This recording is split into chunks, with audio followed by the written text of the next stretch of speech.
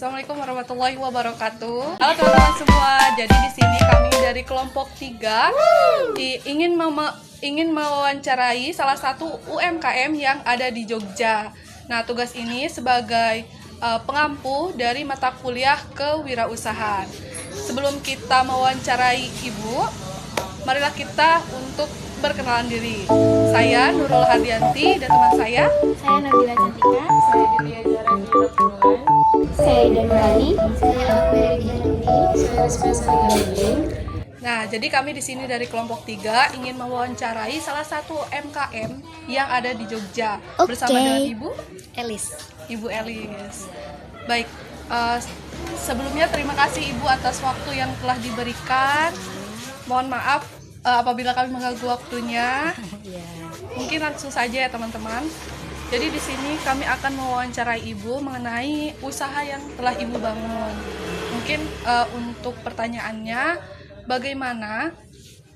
Mungkin Ibu bisa menceritakan bagaimana usaha ini dimulai dari dan berjalan sampai sekarang. Untuk modal awalnya, terus bagaimana bisa terbentuk menjadi Warung Kusuma namanya. Ya, berarti kurang lebihnya sejarah ya. Iya, sejarah. Iya. Jadi Warung Kusuma ini awalnya itu terbentuk berdirinya Warung Makan Kusuma ini itu awalnya itu adalah warung Warmindo. Dulunya itu warung makan Indomie, karena sebelum kita berdiri sendiri itu sempat kerjasama sama masih di kompleks ini juga. Jadi beliau itu yang mempunyai tempat, saya yang mempunyai ide menu semuanya. Jadi yang ngejalanin itu saya sama suami gitu. Nah, jadi saat itu omset kami dibagi dua, 50% 50%. Pada awalnya kesepakatan itu adalah 1 tahun. Ternyata setelah berjalan baru 6 bulan di-cut sepihak gitu, di-cut sepihak karena alasannya apa? Mungkin ada kesalahpahaman atau apa ya, saya tidak tahu.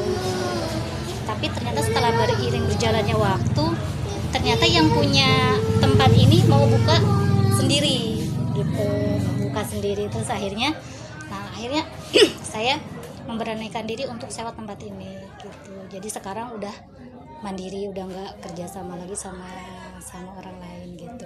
Nah, kenapa saya awalnya Warmindo? Karena di belakang itu pas di awal itu saya Warmindo gitu. Jadi melanjutkan. Cuman setelah COVID itu akhirnya ini dirubah menjadi konsep warung makan. Karena alasannya adalah karena suami saya itu kan untuk masak itu mempunyai memang sudah di bidangnya ya, jadi bisa berbagai macam masakan Nusantara, Chinese food gitu. Karena memang basicnya dulu kuliahnya memang di perhotelan dan di kitchen gitu. Jadi kalau Warmindo saya rasa sayang gitu ya, karena kan menunya simple ya, itu menu simple gitu. Terus juga ya simple, semua orang bisa gitu loh. Apalagi dulu kalau saya zaman kuliah itu Warmindo itu tuh nggak ada ramesannya, hanya murni nasi Indomie telur kayak gitu aja. Paling ada topping-topping keju, topping-topping kornet kayak gitu aja gitu. Cuman ketika merantau ke Jogja ternyata beda gitu. Tapi nggak tahu ya sekarang di Jakarta apakah sama kayak di sini juga, ada nasinya, ada ramesan kayak gitu, bahkan ada ayam geprek kayak gitu. Nah, kemudian setelah COVID itu akhirnya kami memutuskan untuk merubah konsep warungnya menjadi warung makan gitu. Makanya menu di sini kan banyak ya, penyetannya ada gitu, nasi rames ada, nasi goreng ada. Ini tuh juga sudah banyak yang dipangkas. Dulu tuh ada menu soto Lamongan, ada menu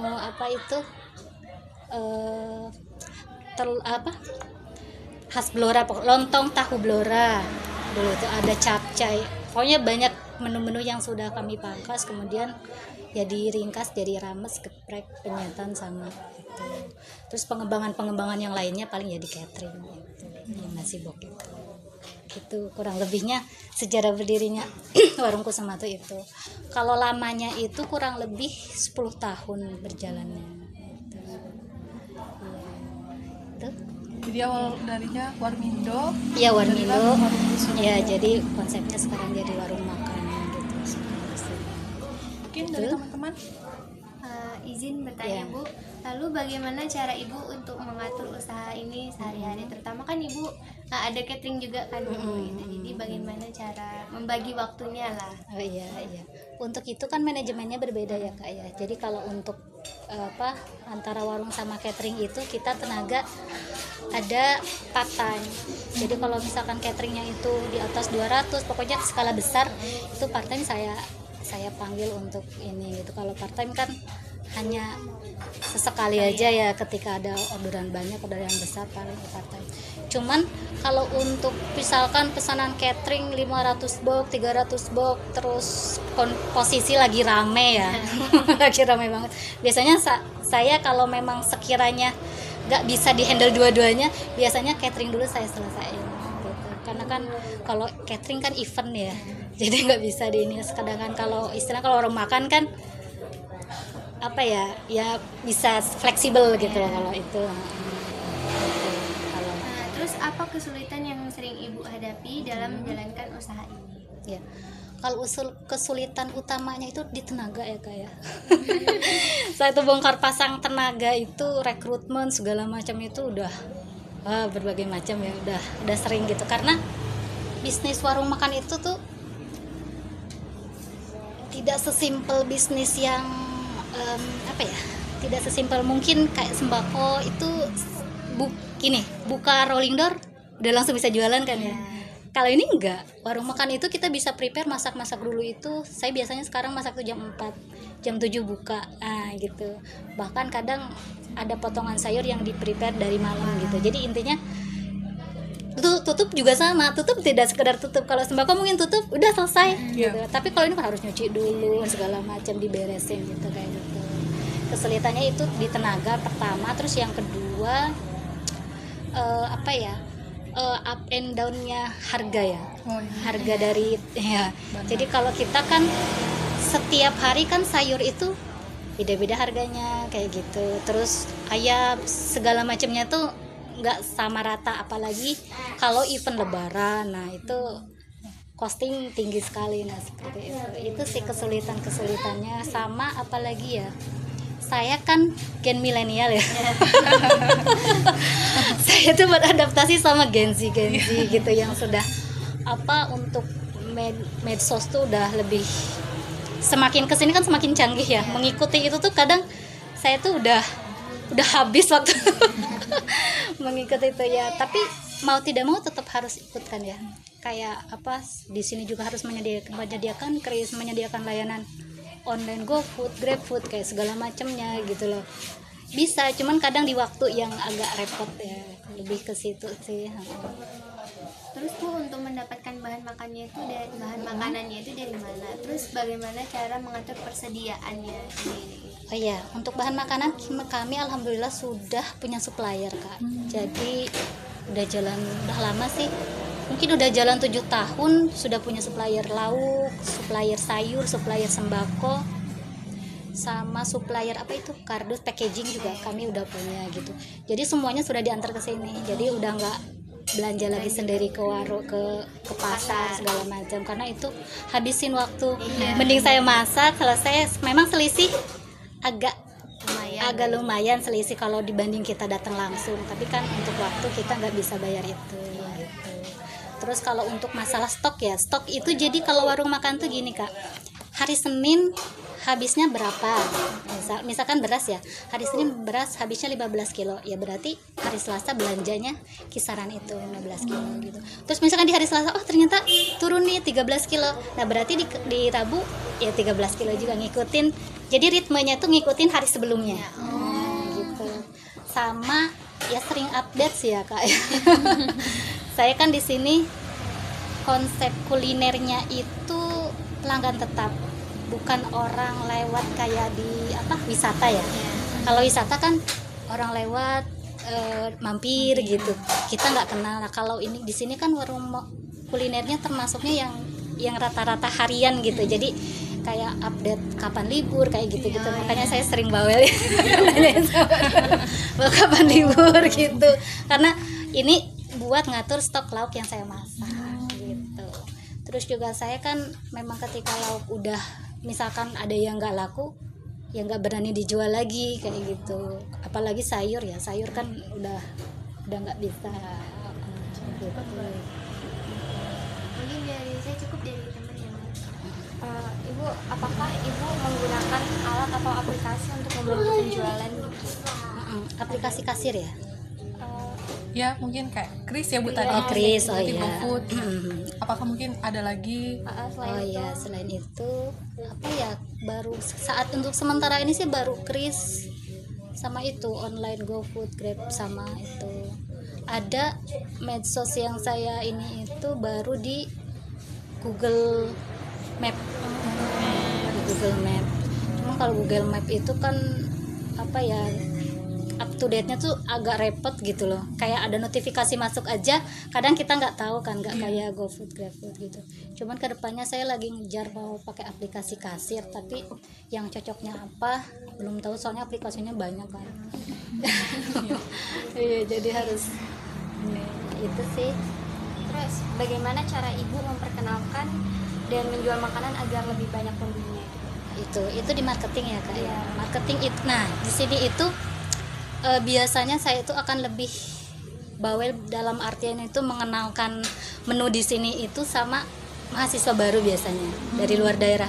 Karena gini, tidak semua orang itu paham nasi rames itu apa. Iya. Nah, nasi rames itu kan sebenarnya paket ya, itu tuh paket. Makanya kenapa antara kalau semisal beli nasinya dipisah-pisah gitu, itu pasti akan lebih mahal karena si nasi rames itu udah paket gitu. 11.000 tuh sudah paket. Nasi rames tuh di sini apa aja kan, ini bakmi, sayur, sambal sama lauk. Nah, itu untuk mengenalkan itu, karena nasi rames itu di Jawa Barat nggak ada, di Jakarta nggak ada, ya adanya mungkin di Jogja ini. Saya juga masih masih belajar. Nah, itu lebih ke situ. Terus media kayak banner juga mungkin itu sedikit membantu. Terus juga foto foto makanan. Kadang kan orang tuh yang baru ya, ketika masuk itu lebih mau dah lihat yang foto aja udah pasti gitu ya. Kalau ini kadang kan literasi untuk baca itu kan minim ya, kurang. Kayak misalkan saya mau ini. Oke, tapi ketika bayar kayak kaget misalkan gitu. Oh, berarti kan gak baca. Maksudnya bacanya gak sampai selesai. Kenapa gak sampai selesai gini? Kadang mereka ada yang beberapa yang baca tuh lauk aja. Kak, ini kan lauk aja gitu, makanya harganya sekian. Kalau yang pakai nasi yang di atas, nah itu. Di online juga sama, saya pernah dikasih bintang 1 atau berapa gitu, gara-gara nggak ada nasinya. Padahal di kategori itu lauk aja gitu loh. Nah gitu. Iya, kurang literasi gitu. Jadi kurang lebihnya kalau untuk marketing ya lebih ke situ sih. Jadi untuk market memang jujur aja saya belum yang totalitas saya rasa ya, karena ya itu. Sekarang itu kan eranya medsos ya, gensi medsos gitu loh. Jadi belum bisa mengejar. Lagi cari apa itu namanya? Ya, lagi cari orang yang bisa buat megang medsos itu. Kemarin udah sempat dapat, cuman orangnya pindah, jadi ya belum mulai juga. Gitu sih. Yang terakhir dari saya Bu, apakah Ibu mencatat uang masuk dan uang keluar dari penjualan itu Bu? Kalau ada, gimana cara pencatatannya? Ya, kalau untuk catatan kecil dan detail itu saya belum bisa, karena ya itu saya makanya butuh aplikasi kasir itu. Jadi masih global dalam skala apa namanya itu, kurva grafik sendiri gitu. Kayak misalkan besarannya aja, omsetnya kotor berapa, penjualan belinya modalnya berapa, lebih ke situ aja. Jadi kalau detailnya memang belum. Itu masih PR banget. Karena menu dan detail kecil-kecilnya itu banyak gitu. Kalau kayak misalkan jokcik ya, kalau jokcik tuh simple, gampang, cuma nasi paketan berapa, tapi ini kan banyak item-itemnya, jadi makanya itu agak repot. Iya, untuk ditulis detail. Berarti dari pertanyaan tadi Bu, punya buku atau catatan khusus nggak buat keuangan usahanya Bu? Ada, tapi itu belum lengkap. Yang lengkap itu baru di catering. Kalau catering kan lebih mudah karena lebih mudah di manage gitu kalau catering. Sedangkan kalau warung ya kayak kondisi kayak tadi siang brek gitu tanpa banyak banget gitu ya kayak gitu jadi belum sempat ke ini, belum sempat kepegang kalau untuk pembukuan yang rapih dan detail itu belum. Karena memang kayaknya butuh bantuan aplikasi kasir. Iya kayak gitu. Oke, terus bagaimana cara Ibu membedakan uang usaha dengan uang pribadi? Iya, uang usaha sama uang pribadi biasanya saya pisah rekeningnya, banknya. Kalau uang pribadi di sini, uang usahanya di sini gitu. Meskipun ya kadang kecampur ya, kadang kecampur tapi selalu tak usahain dipisah gitu. Oke. Terakhir Ibu dari saya, bagaimana Ibu tahu berapa untung atau rugi usaha Ibu setiap bulannya? Setiap bulan itu dari rata-rata. Karena gini, rata-rata itu kan saya itu dalam waktu 1 tahun ya, omset stabil itu di 8 bulan. Sisanya itu ketika bulan puasa sama libur mahasiswa yang panjang itu, nah itu memang pasti penurunan gitu. Karena di sini kan memang masih 80% itu customernya ya mahasiswa gitu. Mungkin semuanya ya kalau di Jogja perputaran uang itu ya mahasiswa. Mulai kayak Gojek kayak gitu-gitu sama mahasiswa. Roda ekonominya dibantu sama mahasiswa pendatang. Oke, boleh dilanjut sama kalian. Berarti Ibu untuk tahu untungnya sama rugi itu buat catatan nggak, Bu? Catatan ada, tapi ya itu pakainya grafik gitu. Jadi skala besar, bukan yang detailnya gitu. Ibu untuk membedakan uang untuk usaha sama uang kebutuhan sehari-hari itu ada strateginya nggak, Bu? Udah langsung dipisah itu aja, langsung makanya dipisah. iya. Jadi nah ketika closing kan udah dihitung mana omset bersihnya, terus omset kotornya kan nanti buat diputar lagi. Nah itu jadi nanti dari omset bersih ini yang dipakai untuk kebutuhan pribadi saya gitu. Iya. Kalau pertanyaan dari saya, Bu, Iya. jadi kalau Ibu pernah nggak minta bantuan orang lain untuk mengatur keuangan dari usaha ini? Belum ya Kak, kalau Belum, jadi untuk diatur sendiri ya masih kan, Bu? diatur sendiri dan itu pun ya masih terseok-seok. Masih terseok-seok ya. Terus karena ini usaha UMKM, ada nggak Bu kayak bayar pajaknya gitu? Oh belum ada di sini ya.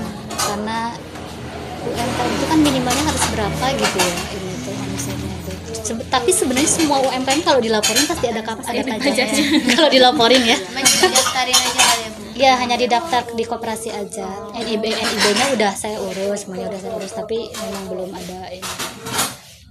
Belum ada. Karena mau ya itu UMKM itu kan nggak stabil itu tadi. Kadang yang 8 bulan konsisten untuk secara omsetnya, tapi kadang itu untuk menutupi yang sepi ini. Nah kadang kayak gitu, apalagi kan resiko untuk bayar karyawan, terus kontrakan kan tetap harus jalan meskipun lagi minus gitu. Kalau boleh tahu Bu, di sini Ibu mempunyai karyawan berapa? Kalau untuk warung itu 3 kalau warung ya. Sebenarnya kalau masih sama saya kan ya 5 berarti. Maksudnya yang menjalankan ya, yang menjalankan. Kalau untuk sama catering itu 6. Oh, berarti yang catering itu PKWT. Beda, iya. Iya. Part time ya. Part time. Gitu. Oke Bu, mungkin pertanyaan terakhir untuk kami anak Gen Z, bagaimana sih triknya kalau misalnya kami ini ingin membangun usaha UMKM seperti ini? Triknya yang pertama harus punya modal keberanian. Karena gini, punya ilmu banyak tapi keberaniannya kecil, itu nggak mulai-mulai. Iya. Mau kapan mulainya gitu loh. Mulai aja dulu, nanti belajar itu sambil berjalan. Kekurangannya apa, sambil berjalan belajar, tutupin sambil belajar gitu. Kalau menunggu sempurna itu nggak akan mulai-mulai gitu. Karena kita juga tahu kesalahan itu kalau udah mulai kan. Itu namanya memang harus keberanian harus ada. Kemudian yang kedua komitmen, konsisten gitu. Sekarang tuh kan zamannya viral ya Kak ya. Viral ini, viral misalkan mau buka usaha kuliner juga. Viral viral ini viral itu ikutan. Padahal lagi megang misalkan bakso misalkan ya. Ternyata yang viral itu sempol, yang viral itu ini, terus tutup ganti ini atau misalkan bakso ini lekapin ini. Nah itu udah nggak konsisten itu. Jadi yang dibutuhkan konsisten yang kuat juga. Kemudian yang ketiga, tempat yang strategis. Itu tempat yang strategis tuh kenapa? Jadi biar kita itu tahu sasaran utama kita siapa. Apakah kelas menengah, apakah kelas bawah, apakah high class. Dan semua itu punya resikonya sendiri-sendiri gitu. Kayak misalkan saya mau buka kelas high class. Gak apa-apa, bagus, tapi harus siap dengan fasilitasnya, pelayanannya gitu. Jangan hanya melihat kan enak, omsetnya jadi langsung gede gitu. Tapi pelayanan sama fasilitas juga harus kita pikirkan. Karena gak mungkin ketika buka resto high class sendoknya kayak gitu, itu nggak mungkin. Atau piringnya yang piring kayak itu nggak mungkin gitu. Mereka punya standarnya sendiri gitu. Terus yang keempatnya ya modal sih. Jadi modal itu sebetulnya terakhir kalau menurut saya. Komitmen, konsisten, sama keberanian. Berarti kita harus komitmen, Iya, konsisten, ada keberanian juga ya, Bu, ya? keberanian, iya. Ya kayak sekarang kan kuliah udah memulai, ya selesai. Iya. Apapun masalahnya, apapun halangannya, ya pokoknya harus selesai. Ya, itu sih. Terima kasih Ibu. Ya, Mungkin sama-sama. ini saja wawancara kami. Banyak sekali ilmu yang kami dapatkan ya teman-teman dari Ibu semua. Semoga kedepannya kita bisa menjalankan gitu. Kalau nggak membuka usaha bisnis yang sukses seperti ini. Baik, mungkin itu saja dari kami Ibu. Kurang dan lebihnya mohon maaf. Kami telah mengganggu waktu Ibu. Iya, nggak apa-apa. Kebetulan juga udah tutup. Oke, mungkin itu saja teman-teman dari kelompok 3. Kurang dan lebihnya mohon maaf. Wabillahi taufik wal hidayah. Wassalamualaikum warahmatullahi wabarakatuh. Bye. Bye.